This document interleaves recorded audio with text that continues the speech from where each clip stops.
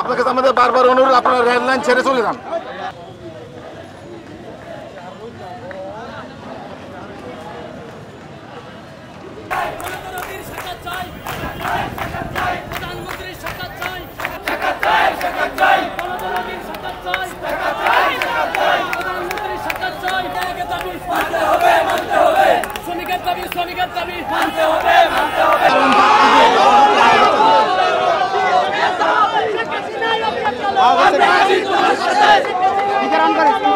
Railway শ্রমিকদের অস্থায়ী টিএলআরদের নির্দেশ করা হচ্ছে যে আপনারা রাস্তাটা ছেড়ে দেন, কারণ জনসাধারণের হয়রানি করে লাভ নেই।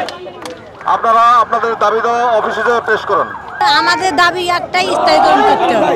আমাদের দাবি একটাই যে স্থায়ীকরণ করা লাগবে, আমাদের চাকরি স্থায়ীকরণ করা লাগবে, আমাদের দাবি একটাই।